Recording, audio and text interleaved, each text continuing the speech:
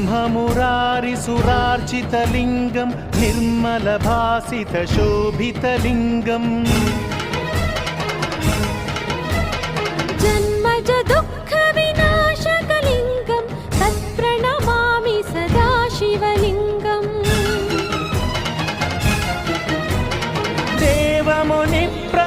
देवमुनिप्रवरार्चितलिङ्गं कामदहनकरुणाकरलिङ्गं रावणदर्पविनाशकलिङ्गं तत्प्रणमामि सदा शिवलिङ्गम्